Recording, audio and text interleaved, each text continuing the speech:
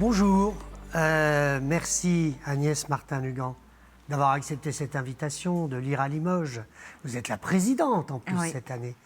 On vit une époque formidable dans le sens un peu de l'étymologie qui fait peur. Oui, c'est l'extraordinaire. Ben voilà, hein, on est tous les deux dans une situation curieuse, on va parler pendant 45 minutes. Vous aurez l'occasion formidable, qui n'existe pas depuis des mois et des mois en France, de rencontrer vos lecteurs demain matin dans une librairie de Limoges. Anecdote, hein, à 10h, c'est ça? Exactement. Voilà, samedi. Et c'est les seuls à Limoges à nous avoir proposé ça depuis des mois parce que personne ne pouvait plus rien organiser.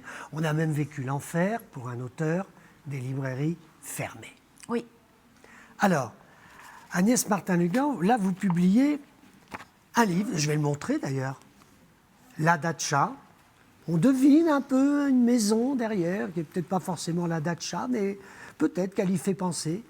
Et puis une jeune femme devant, qui a l'air tranquille, jeune, souriante, et qui regarde quoi? Qu'est-ce qu'elle regarde? Elle regarde l'avenir. Je dirais que là, voilà, c'est le personnage d'Hermine, hein, le personnage principal de la Datcha. Qu'on a souhaité incarner dans la couverture, c'est le moment où il commence à y avoir de l'élan, où elle peut-être qu'elle s'approche d'une forme de sécurité intérieure, mais rien n'est gagné avec Hermine. Tant mieux. Alors, vous avez à peine 30 ans, Agnès Martin-Lugan, quand vous publiez votre premier roman, ou plutôt quand vous auto-publiez votre premier roman avec un titre incroyable, ancré dans le réel, les gens heureux lisent et boivent du café. Je me sens tout à fait concerné, comme des millions de Français. Voilà, édité sur la plateforme Kindle d'Amazon.com le 25 décembre 2012. Ça ne s'invente pas. Hein. Non, ça ne s'invente pas. À 25 décembre 2012, publiez votre livre. Alors, si j'ai envie de parler un petit peu de ça, c'est que vous avez été probablement une des premières à être déterminée à publier votre livre et puis surtout de rencontrer un succès énorme. Les libraires s'en sont emparés, alors qu'au contraire, tout le monde pouvait leur dire Amazon, non, non, non, on ne va pas s'occuper de ça. Et puis une maison d'édition, Michel Lafon, très en alerte sur la production de ces réseaux, vous a publié. Et d'ailleurs, vous n'avez pas quitté Michel Lafon. Vous êtes heureuse et vous buvez du café avec eux, j'en suis sûr.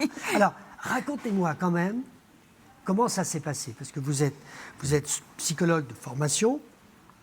À quel moment, est-ce que quand vous étiez ado, vous teniez votre journal comme toutes les filles bien? Ou est-ce qu'après, vous avez pris une page blanche avec un stylo? Ou est-ce que vous avez pris votre ordinateur en tapotant? Comment ça s'est passé, l'écriture? Alors, moi, j'ai découvert le plaisir de l'écriture à la fin de mes études de psycho, justement, quand il a fallu écrire le mémoire de maîtrise, puis le mémoire de DESS, où là, j'ai vraiment découvert ce plaisir. C'était quoi le sujet du mémoire de maîtrise? Alors, le titre, c'est « Du héros au grand homme dans la pensée freudienne ». Voilà, un mémoire purement théorique, passant des religions monothéistes à la psychanalyse, enfin, au grand concept de la psychanalyse. Enfin, bref.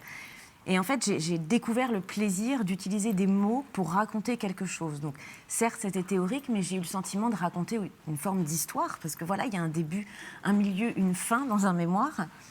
Et quand je suis arrivée au terme de ce mémoire, je me suis dit, un jour, j'écrirai, pas pour écrire psy, mais pour raconter des histoires que j'inventerais. Je suis devenue psychologue, j'ai exercé mon métier, je suis devenue maman. Et à ce moment-là, en fait, le désir de l'écriture est revenu en force. Et je me suis dit, je vais essayer d'une manière ou d'une autre d'écrire. Et ensuite, l'histoire des gens heureux, les boivent du café a commencé à mûrir dans ma tête, parce que pour écrire, il faut une histoire. Et c'est comme ça que tout est parti, en fait. Mais votre titre, Agnès Martin-Lugan, quand même, c'est un titre assez, pas curieux, mais c'est assez original dans la production littéraire. Le titre, il m'est venu parce que le personnage principal des gens heureux, les boivent du café, Diane, tient un café littéraire et qu'il fallait un nom pour ce café littéraire. Et je suis partie d'un constat très basique. Qu'est-ce qu'on fait dans un café littéraire? On boit du café et on lit. Et comme ce sont deux choses qui me rendent heureuse, j'ai fait Les gens heureux, lisent et boivent du café. Et ensuite, il s'est avéré que ce café littéraire, finalement, c'est un personnage de l'histoire, et c'est là où ça débute, et c'est là où Diane revient à la fin. Donc finalement, le titre, il s'est fait comme ça, et c'est assez provocateur en même temps, puisque le roman traite du deuil quand même. Alors, ce titre, il s'est imposé. Oui. C'est ça la magie des titres. Oui. C'est-à-dire que le public, puisque j'ai été libraire, le public arrive avec des fois une approximation incroyable des titres. Oui.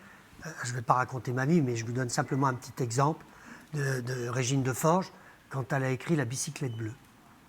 Je peux vous dire que les gens arrivaient, parce que ça a eu un succès énorme. Oui. On a eu toutes les marques de mobylettes, toutes les bagnoles, toutes les couleurs. Toutes les Personne ne retenait la bicyclette bleue. Vous, les gens heureux lisent et boivent du café, ça a fait école. Enfin, c'était un titre très important. Oui. Il y a eu beaucoup de déclinaisons aussi, des gens heureux lisent et boivent du café. Mais oui, et puis c'est vrai qu'après, en fait, moi, par rapport au titre, ce qui m'intéresse, c'est que ça raconte une histoire, finalement. Qu'est-ce qu'il y a derrière un titre? Donc, en l'occurrence, j'ai eu à de nombreuses reprises des titres longs. Ils ont évolué. Le deuxième, oui, entre mes mains, le bonheur se faufile, oui. On comprend tout de suite ce que ça veut dire.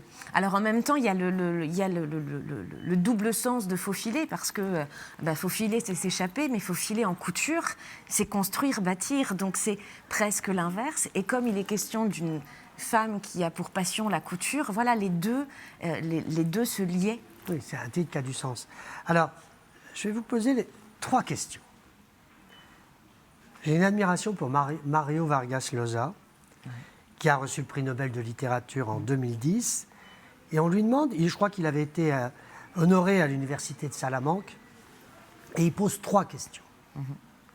Pourquoi écrit-on de la littérature?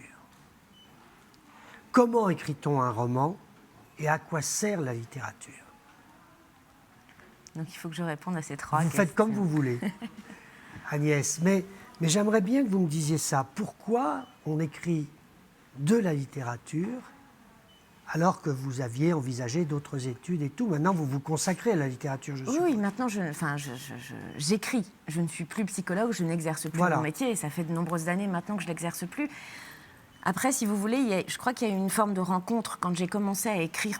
Enfin, je n'avais jamais écrit avant Les gens heureux, lisent et boivent du café. Enfin, il y a eu comme une forme d'évidence, un bonheur, un épanouissement à écrire et à me plonger dans chacune des histoires que j'ai pu écrire même par la suite. Enfin, et la réflexion que ça m'amène. Et moi, ce que j'aime par-dessus tout, c'est la fiction. J'aime inventer, j'aime créer des personnages qui n'existent pas, que je n'ai pas rencontrés dans la vraie vie. Jamais, en fait, je me suis basée sur des choses que j'avais pu observer ou entendre à chaque fois. Il y a plusieurs questions au démarrage d'un roman, mais souvent je me demande avec qui j'ai envie de passer du temps dans ma tête. Vous écrivez pour le lecteur? J'écris pour le lecteur et pour moi aussi. C'est-à-dire que je n'écris pas ce que les lecteurs me demandent quand ils m'envoient des messages, quand j'échange avec eux en rencontre, en librairie ou en salon. En fait, la base de tout, c'est une histoire que je sens que je peux porter en moi. Des personnages avec qui je vais fusionner totalement et m'oublier à leur profit, si vous voulez, quand j'écris. Et après, en fait, moi, j'ai envie d'embarquer le lecteur dans une histoire, leur faire traverser des émotions et les amener parfois à réfléchir et à s'interroger aussi. Moi, ce qui m'intéresse, c'est que à la fin d'un de mes romans, le lecteur puisse se dire « Et moi, si j'avais été à la place de ce personnage, qu'est-ce que j'aurais fait ?» Peut-être pas la même chose, mais je peux comprendre pourquoi il ou elle a réagi comme ça. Quand vous lisiez, enfin, je suppose que vous en lisez encore, mais quand vous lisez les romans des autres, oui. Quels sont vos repères? En disant, quand vous aviez, je ne sais pas, 25 ans, après votre mémoire, vous disant « Ah, ce livre-là, j'aurais aimé l'écrire ». Je ne me suis jamais projetée à la place des autres. C'est-à-dire que quand je lis, mais aujourd'hui, je lis en tant que lectrice. Je ne suis pas une auteure qui lit des livres des autres. En fait, moi, quand j'ouvre un roman, je veux être embarquée. Je veux que ça m'obsède, je veux avoir envie d'y retourner. Vous avez bien quelques noms à me donner, quelques modèles. Mais bien sûr, mais pas des modèles. C'est pas des modèles, c'est des gens Quelques que repères. j'admire. C'est des gens que j'admire. Voilà, je peux vous parler de Douglas Kennedy, je peux vous parler d'Armistead Maupin, je peux vous parler d'Alexandre Jardin, je peux vous parler de Régine Leforge. Voilà, il y a tous ces grands auteurs m'ont embarqué dans leurs univers, mais jamais, si vous voulez, je me suis dit je veux faire comme eux en fait. Ils ont leur identité, j'ai la mienne. Moi, j'aime raconter des histoires que moi je porte, que ces auteurs n'auraient pas forcément portées, comme moi je ne pourrais pas porter à l'intérieur de moi leurs histoires. Mais moi, ce que j'aime justement, c'est être embarqué dans leur univers à eux. Donc, alors, comment on écrit un roman? Comment on écrit un roman? Question qui a l'air simple comme ça. Non, Hein. non. Ah, non. Comment on écrit un roman? Alors, je dirais que, si on doit parler de technique, pour moi, chaque auteur se fait sa technique, c'est pas ça. Moi, ce qui compte quand j'écris, c'est le travail. Pour moi, il y a une forme de rigueur. J'ai besoin de rigueur et de me concentrer. Ça tombe pas du ciel, moi ça vient pas comme ça, 2 minutes par-ci, 3 minutes par-là. Donc j'ai besoin de me concentrer, d'être rigoureuse lorsque j'écris. Et ensuite, c'est la sincérité. Il faut pas se mentir. Il faut pas se mentir, il faut pas mentir à ses personnages, il faut pas laisser ses personnages mentir. Et il ne faut pas se censurer quand on écrit. Mais ça, moi, c'est quelque chose aussi que j'ai acquis avec le temps et les romans. Au début, j'avais besoin de quelque chose de très structuré dans ma tête avant de me lancer dans l'écriture du roman. Et aujourd'hui, je me laisse vraiment énormément porter par mes personnages. C'est-à-dire que mes 3 derniers romans, je ne connaissais pas la fin quand j'ai commencé à écrire. Mais je sais que mes personnages vont me surprendre. Je sais particulièrement les personnages secondaires. Ah ça, quand vous avez écrit La Datcha... Oui, je ne connaissais pas la fin.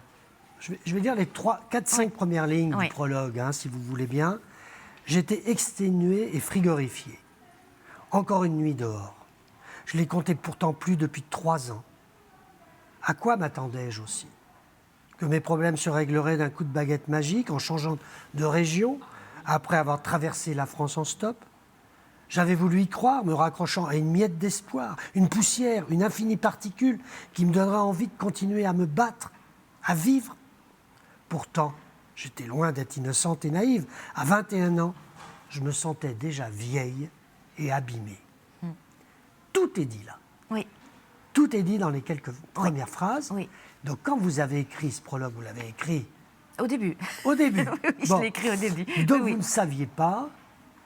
Vous saviez quand même une petite idée mais bien que sûr. cette jeune femme allait Bien sûr. rencontrer un homme qui allait l'emmener dans un... J'avais la moitié du livre.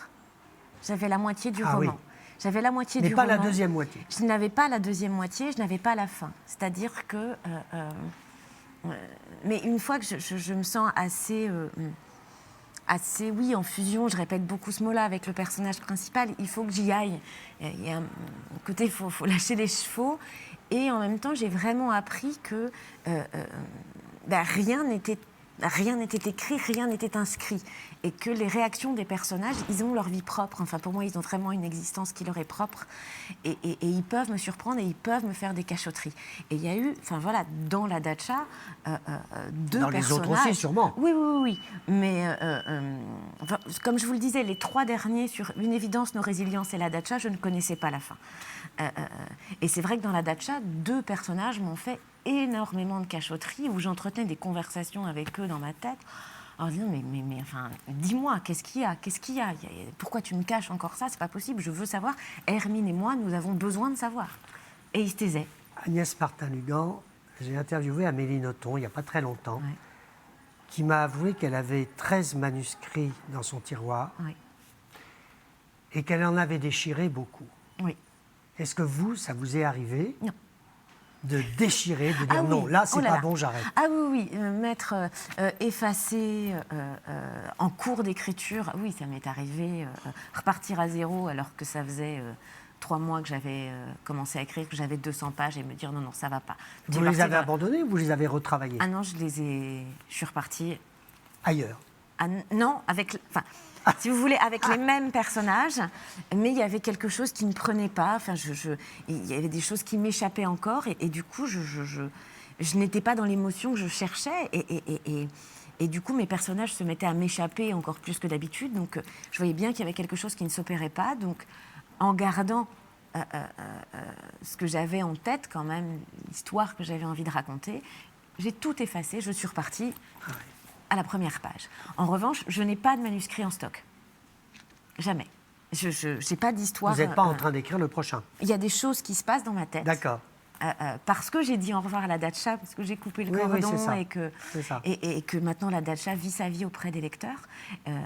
En revanche, ça mouline. Dernière question, Agnès, puisque vous faites partie des auteurs qui ont le plus grand nombre de lecteurs, partie des 10 auteurs qui sont dans le palmarès des meilleures ventes avec Sylvain Tesson, Amélie Nothomb que j'ai cité. Est-ce qu'il y a une recette pour genre atelier d'écriture, par exemple? Est-ce qu'il y a une recette du succès de la littérature écrite par Martin Lugan? Non, enfin pour moi il n'y a pas de recette. Je reviens finalement à ce que je vous disais tout à l'heure. Pour moi c'est un mélange de travail et de sincérité. Et je ne me dis pas quand je commence un roman qu'est-ce qu'il faut que je mette dedans pour que ça plaise. D'accord. Non, en fait vraiment, et c'est là où j'insiste sur la sincérité, et c'est pour ça que je disais que je n'écris pas pour les lecteurs, en tout cas ce qu'ils me demandent, j'écris l'histoire que je porte en moi. C'est-à-dire que je préfère prendre le risque que la rencontre ne s'opère pas, ou qu'ils se disent mais elle a sorti d'où cette histoire, on ne s'y retrouve pas, mais ça aura été fait avec sincérité, parce que je pense que si je me force à écrire une histoire en laquelle je ne crois pas, mais sous prétexte que ça cocherait des cases d'une recette quelconque pour écrire un best-seller, mais je pense que les lecteurs s'y retrouveraient pas et qu'ils ne traverseraient pas les émotions qu'ils souhaitent traverser lorsqu'ils lisent mes romans. Je souhaite remontrer à la caméra la couverture de votre livre. Et ce que je ne fais jamais, je vais lire le 4e de couverture. C'est vous qui l'avez écrit. Oui. Et je ne sais, il y a eu un bandeau sur le livre, parce que des fois je reçois les livres sans les bandeaux. Oui, il y avait le bandeau. Oui. Et qu'est-ce qu'il y avait sur le bandeau? Le nouveau roman d'Agnès Martin-Lugan. Alors moi, je trouve que ce n'est pas une bonne idée. Il fallait écrire « Et si le pouvoir d'un lieu était d'écrire votre histoire ?» Oui. Parce que cette phrase, elle parle à tout le monde. Oui. On a tous des lieux. Ou en tout cas, on les cherche. Où on les cherche, on où est on en en quête. rêve. On est en où quête. on en rêve, où oui. on les habite aussi. Il y a quand même, bon voilà. Oui. Et bien moi, ça m'a fait réfléchir. Je ne vais pas me mettre à écrire. Hein. J'ai trop vécu dans l'édition et dans la librairie pour avoir cette prétention. Mais je trouve ça formidable. Et si le pouvoir d'un lieu était d'écrire votre histoire? Oui. Alors, l'homme venait de me déposer dans un décor de rêve, dont je n'aurais même pas soupçonné l'existence. L'hôtel en lui-même était imposant, majestueux. Les pierres, les grands volets, les immenses platanes tout autour de la cour, la fontaine couverte de mousse, qui lui conférait un aspect féerique. Je ne tiendrais pas 2 jours. Je n'étais pas à ma place. Devais-je fuir immédiatement? Retrouver ma vie d'errance, dont je connaissais les codes, où je savais comment survivre, ou bien rester et tenter ma chance dans ce monde inconnu, étranger, mais qui exerçait sur moi une attraction aussi soudaine qu'incontrôlable. Pourquoi vous avez choisi cette 4e de couverture? Pourquoi? Parce que c'est la rencontre d'Hermine avec la datcha, et c'est la rencontre qui conditionne sa vie finalement, quand on rencontre Hermine dans les premières pages du roman, elle est en errance, elle a 21 ans, elle est à la rue pour survivre, elle est prête à tout jusqu'à la prostitution, et elle arrive à un point de non-retour. Le hasard l'a fait rencontrer Jo. À côté de la gare de Cavaillon, voilà, c'est déjà exactement. Pas l'endroit le plus rêvé du monde. Non, un troquet de gare, c'est pas toujours ce qu'on cherche. Hein, mais voilà, Hermine, elle rentre dans le premier endroit qui est ouvert pour essayer de se réchauffer un peu, sans trop savoir où elle va aller les 5 minutes qui vont suivre. Et sur sa route, elle croise Jo, le propriétaire de la datcha, cet hôtel, qui lui propose d'être femme de chambre, en tout cas pour 6 mois. Alors là, vous allez trop vite, Agnès, parce que il y a un moment dans le début du livre, oui. On se dit, mais elle est gonflée, elle suit cet homme dont elle ne connaît rien. Elle a conscience, elle est méfiante. Hein, elle est abîmée, dit, comme vous le dites, elle est très abîmée, donc de toute façon, elle a 2 possibilités. C'est-à-dire que ou elle retourne à faire du stop sans trop savoir où elle va aller, ou elle accepte cette main tendue de cet homme bourru, dont elle ne sait rien, mais finalement qui, dans son regard, lui donne un soupçon de confiance. C'est-à-dire qu'elle n'est pas... elle se méfie, Et elle a parfaitement conscience qu'on ne suit pas un homme qui propose d'être femme de chambre dans son hôtel, qu'on n'a jamais vu ni d'Ève ni d'Adam, et qui a des allures d'un vieux boxeur de 60 ans. Non, elle le sait. Elle sait d'où elle vient, donc elle sait qu'elle ne devrait pas le faire. Mais il s'appelle Joe. Il s'appelle Joe. Et pourtant, quelque chose la pousse à tenter le truc et à le suivre. Alors là, le roman s'emballe. Oui. Il y a quelques phrases. Elle arrive dans cet hôtel. D'abord, elle est subjuguée. Et c'est un hôtel entre le Luberon et le Mont Ventoux, oui. une région qui est particulièrement agréable, oui. avec des fontaines moussues, comme oui. vous disiez, avec des platanes, avec du vent, avec de la chaleur, du soleil, avec des touristes oui. qui viennent pour peupler un hôtel, c'est quand même bien. Et puis il y a la femme de Joe qui est là, oui. qui lui dit tout simplement « Je suis Macha ». Oui. Et Hermine dit « Je suis Hermine oui. ». Et c'est « Bienvenue à la Dacha ». Oui. Courte scène, oui. mais qui ouvre tout le roman. Oui. Ce sont les deux. La rencontre avec Jo un peu plus tôt dans le troquet à Cavaillon et cette rencontre avec Macha, ces deux rencontres déterminent la vie d'Hermine. La sauve, très clairement, et ces deux êtres vont l'entourer de toute leur bienveillance et de leur confiance, et en même temps lui apprendre le travail, le goût du travail. Alors qu'elle ne connaît rien au départ. Hein. Ah non, Hermine, elle n'a rien. Elle n'a rien, elle ne sait rien, elle n'a aucune compétence, aucune confiance en elle. Voilà, elle veut juste avoir un toit et de quoi manger et de pouvoir se laver. C'est la seule chose qu'elle cherche, en fait, au début. Là, l'instinct de survie le plus primitif, oui. Finalement. C'est la seule chose qui la guide, alors qu'elle n'a que 21 ans. Elle a 21 ans. Elle sent des choses tout de suite, quand même, non ? Immédiatement, il y a quelque chose qui l'enveloppe. Qui, en tout cas, elle se dit, tant que c'est comme ça, je vais en profiter. Enfin voilà, elle ne crache pas dans la soupe. Hein. Elle a la conscience des choses quand même. Hein. Donc, elle prend au moins ce qu'on lui offre au début, avec la conscience qu'un jour ou l'autre, il faudra peut-être payer quand même. Parce que comme elle le dit, les gens généreux, ça n'existe pas dans la vraie vie.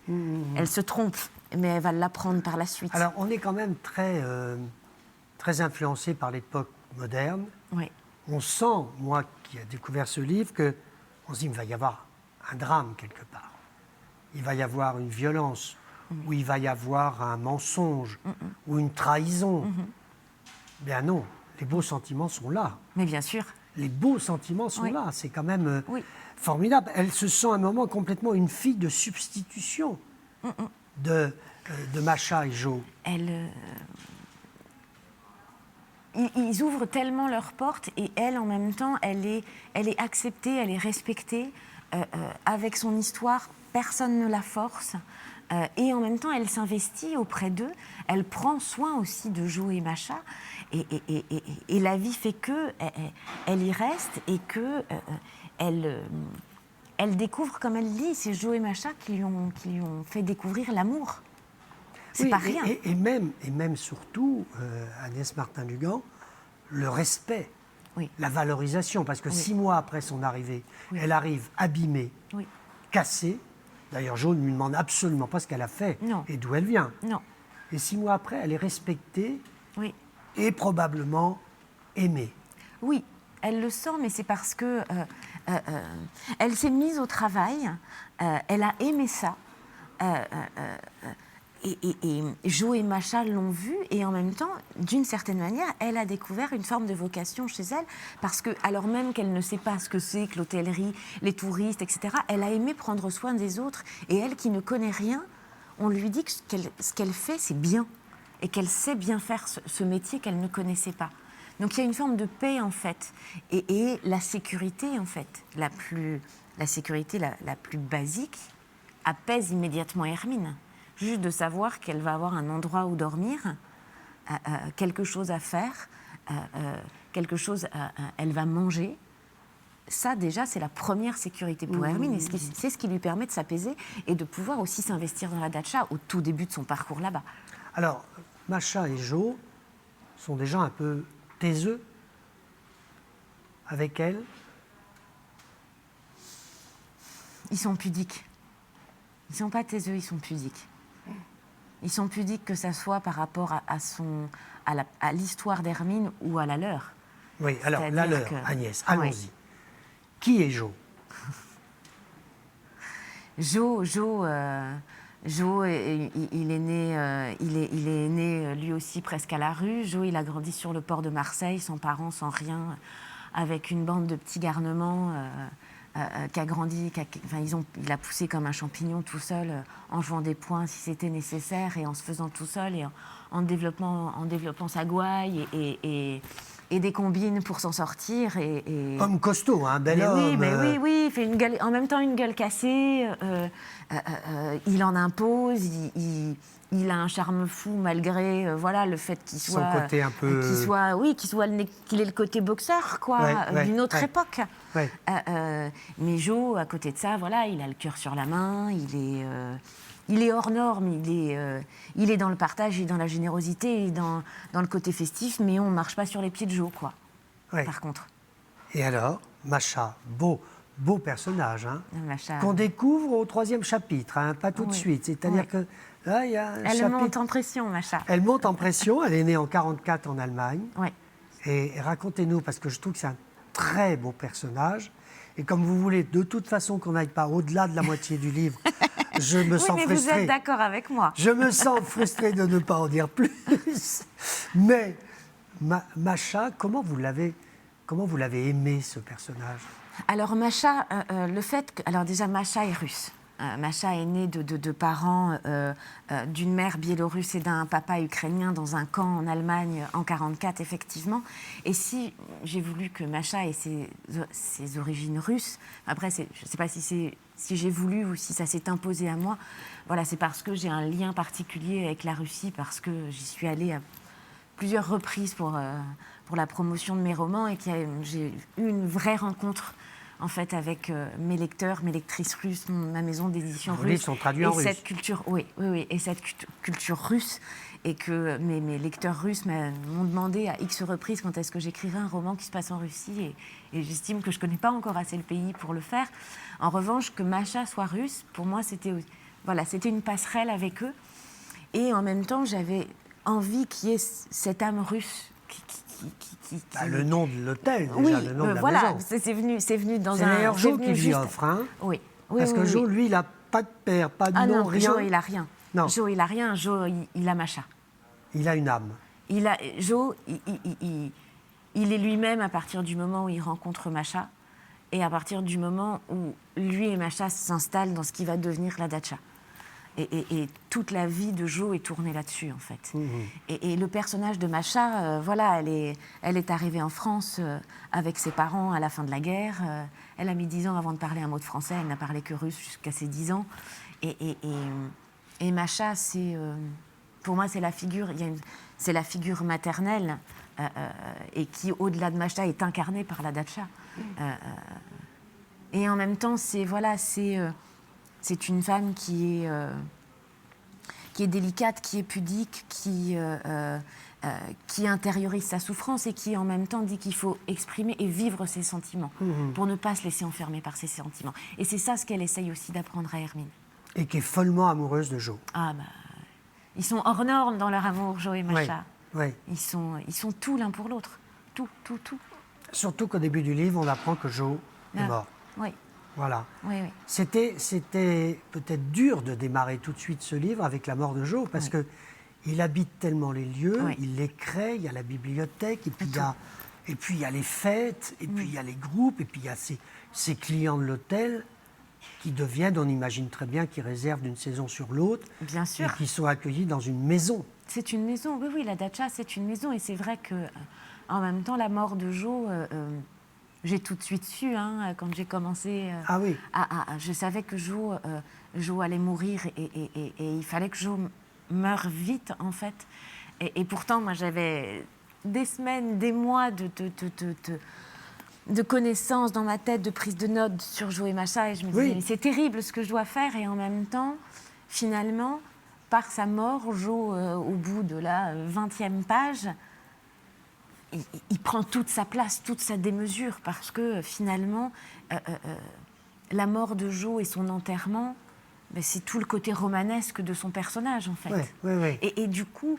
Cela dit, c'est 20 ans plus tard, le début du livre. Hein. C'est 20 ans plus tard. Mais, si vous voulez, tout ce passage autour de la disparition de Jo, ça permet d'illustrer déjà ce qu'est la datcha, ce qu'est l'âme de la datcha, dans tout ce que c'est, et en même temps de présenter Jo avec tout, son côté hors norme. Le jour de l'enterrement, elle comprend encore plus comment Hermine était, comment elle comprend, Hermine, comment elle est essentielle au lieu. Oui. Et Macha lui fait comprendre très très vite. Très vite. C'est effectivement, enfin, l'enterrement de Jo repose sur les épaules d'Hermine. C'est elle qui gère tout, c'est elle qui tient tout, c'est elle qui protège Macha à ce moment-là, et qui, d'autant plus, se donne comme mission de la protéger et d'en prendre soin. Et la conséquence immédiate de la mort de Jo, c'est que Macha, elle est là sans être là. Macha sans Jo, il n'y a plus de Macha. Donc... Oui, ça, on le comprend un peu après. Ça vient vite. Macha, dès le lendemain de l'enterrement, elle s'éteint. C'est-à-dire qu'elle s'éteint, mais on ne peut pas forcément imaginer qu'elle finisse par partir. Oui. Parce que vous la faites quitter la datcha. Elle quitte la datcha. Elle quitte la datcha parce qu'elle ne peut plus rester là. Sans Jo, en fait. La datcha sans Jo, c'est pas possible pour Macha. Et à la fois, elle est contente de partir parce qu'elle sait que la flamme va être rallumée perpétuellement par Hermine. Elle sait qu'Hermine est là et elle sait que pour Macha, Macha sait avant Hermine qu'Hermine est l'âme de la datcha aujourd'hui. Et qu'elle est forte. Et qu'elle est forte et qu'elle tiendra. Puis de toute façon, elle lui le dit. Quand elles se disent au revoir, elle lui dit tu vas être courageuse comme tu l'as toujours été. Gulunka. D'ailleurs, Hermine, elle n'a pas envie qu'elle parte du tout. Non. Elle n'y croit pas à ce départ, ou elle pense qu'elle va revenir le lendemain, ou qu'il va y avoir une machine arrière. Hein. Elle ne veut pas y croire, mais parce que Hermine, la plus grande problématique de la vie d'Hermine, c'est l'abandon. Hermine a été abandonnée petite fille, et du coup, dès que quelqu'un quitte sa vie, que ça soit par la mort ou une séparation ou un voyage, elle se ressent abandonnée et elle revit cet abandon à nouveau. Donc pour elle, son monde s'écroule à chaque fois que quelqu'un quitte sa vie. Et elle repère confiance et elle redevient méfiante et du coup, c'est sa faiblesse qui reprend le pas et il n'y a que la datcha qui peut l'aider à tenir en fait. Vous aviez pensé à un autre titre ou c'est le titre qui s'est imposé? Non, c'était la datcha. Ça ne pouvait être que la datcha. Je suis embêté parce que j'ai envie d'en parler, mais à la fois, je ne sais pas si vous allez bien vouloir. Il faut quand même dire que Macha a un fils. Oui. Ce fils qui a un prénom russe, bien Vassili. Sûr, Vassili. Comment il est arrivé? Parce qu'on le découvre pas au début du livre. Hein. Non, on ne découvre pas Vassili tout de suite, non, c'est vrai. Je dirais qu'il est arrivé, en fait. Moi, j'ai un rapport avec mes personnages qui est... oui, il s'impose, en fait. Les personnages arrivent. Je ne me suis pas dit, tiens, il faudrait que... C'est-à-dire que Jo et Macha, avec leur famille, ils sont arrivés comme ça. Je dis, les personnages, ils arrivent avec leurs valises, leurs épreuves, leurs chagrins, leurs enfants ou leurs parents ou leur grand amour. Quel âge a-t-il quand il arrive dans le roman? 45 ans. Et alors son rapport avec sa mère? Vous pouvez le dire, ça. Son rapport avec sa mère, Vassili est fou de sa mère comme il est fou de son père. Vassili aime ses parents plus que tout. Ce sont ses modèles, ce sont les seules personnes qu'il aime. Et il a un respect, et il veut être tellement digne pour ses parents, tellement être fier. Il veut tellement que ses parents soient fiers de lui. Alors, c'est curieux, puisque on va s'arrêter là dans l'entretien sur ce livre. Hein. Oui. Moi, j'ai très envie de continuer, mais je pense qu'il faut laisser au lecteur le soin d'aller découvrir autre chose. Suite, parce que là, on est exactement au moment où s'arrête, Agnès, où vous voulez que je m'arrête. Oui. Dans le nœud du livre, c'est on ne sait pas, quand on le lit, ce qui va se passer à ce moment-là. Non. Quand Vassili va revenir au domaine. Oui. Quelle va être son attitude? Exactement. Sera-t-il un requin ou un agneau? Tout est, en fait, Tout est possible. C'est la question de lignes. l'avenir de la datcha et fatalement de l'avenir d'Hermine. Et voilà. Et de l'avenir d'Hermine. Bon, bah écoutez. On ne peut pas en dire plus. Bah non, sinon non, on mais gâche. oui, je comprends très bien. Il faut laisser le public, d'ailleurs, d'aller Moi, si vous découvrir voulez, ce livre. C'est vraiment, moi dans ce roman, c'était vraiment, on revient à la phrase et si le pouvoir d'un lieu était d'écrire votre C'est histoire. ça. Moi, ce qui m'a vraiment intéressée, et ce que j'avais envie de raconter, c'est vraiment le lien à la maison. C'est quoi une maison en fait? C'est 4 murs et un toit ou le foyer symbolique. Et c'est la quête d'Hermine et c'est la quête de quasiment tous les personnages du roman au bout du compte. Oui, oui. Ce n'est pas que celle d'Hermine. Oui. Tous, ils ont quelque chose à régler avec cette... ou à comprendre, ou à accepter par rapport à cette idée de où est ma maison, où est mon chez-soi. Oui, oui, oui. Est-ce que vos romans ont été adaptés au cinéma? Non, pas encore. Vous ne croyez pas qu'on pourrait en parler à des producteurs de ce livre? Ça pourrait faire quelque chose de joli, je pense, oui. Ça pourrait faire un très joli film. Je ne sais pas pourquoi, Oui. je pense à certains films avec Anthony Hopkins, avec ces films sur le vestige du jour, vous voyez, Oui. sur le pouvoir des maisons et de l'ambiance d'une maison. Oui, oui. Parce que l'hôtel, il y a sans doute de plus beaux hôtels, évidemment. Mais certainement. Mais c'est l'ambiance. Mais c'est l'hôtel qui a une âme. Bien sûr. La bibliothèque est quand même une pièce principale dans l'hôtel. C'est la pièce des confidences, des bonheurs et des grands chagrins. Moi, La je souhaite bibliothèque. qu'un producteur s'intéresse à votre livre. J'aimerais bien, j'aimerais beaucoup. Je me dis qu'il y a de belles images à faire Et sur le roman. qui pourrait interpréter Hermine, d'après vous? Alors ça... Oh, vous avez bien une non. idée, Agnès Eh bien Martin-Lugan. non. Eh bien non. Je ne me projette jamais dans des visages ou dans des incarnations d'actrices ou d'acteurs pour mes personnages. Moi, il y a quelque chose qui reste toujours de très flou quand je pense au physique du personnage principal. Parce que j'ai besoin de ce rapport d'identification. Et Macha, entre- quand même, vous avez bien une idée. Non, j'ai mon image, mais qui n'est pas une image, je ne peux pas vous dire, ça serait elle ou ça serait lui Oui. pour Jo, etc. Moi, je garde quelque chose de flou. Et aussi parce que je souhaite que les lecteurs se fassent leur propre image. J'ai parfois eu sur d'autres romans de précédentes héroïnes, des lecteurs qui me disaient « moi je la vois comme ça », etc. Oui, Alors oui, que oui. moi, c'était Oui, pas oui. du tout la même chose. Chacun se fait sa silhouette, se fait les traits de son visage, en fait. Donc, moi, c'est ça que je trouve intéressant. Et en fait, moi, je vous dirais, ce qui m'intéresse, c'est que si un jour j'ai le bonheur que la datcha soit adaptée, mais je veux surtout qu'il y ait une vraie rencontre entre Bien sûr. l'actrice et le personnage. C'est qu'elle puisse me dire, oui, je suis elle, je veux être elle, je la comprends. Vous savez à qui ça m'a fait penser? J'ai lu le livre de Macha Merrill. Oui. Alors, Macha Merrill, c'est un peu trop facile. Comme, excusez-moi, c'est pas très malin. N'empêche que je la verrais bien dans le rôle. De Macha? Oui.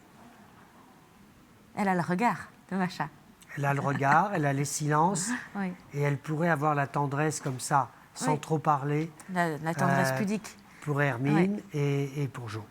Ben, écoutez, Voilà, c'est ce que je vous souhaite. D'abord, gros succès de ce livre. Merci. Et là, je pense que vous êtes déjà très contente Oui. de l'accueil Oui, critique oui, et oui, public. oui. Oui, hein. Et puis de l'accueil du public de Limoges, puisque demain sûr. matin, Oui. on peut vous retrouver à la librairie Anecdote. Et rêvons, demandez à votre éditeur, à vos amis, de trouver un producteur, un réalisateur, parce que ça peut faire un très beau film aussi. Oui. Et puis je vous remercie Merci d'avoir à écrit vous. ce livre, parce que j'ai eu Merci. vraiment beaucoup de plaisir à le lire. Merci beaucoup. Merci Agnès Martin-Lugan. À très bientôt. À bientôt. Au revoir.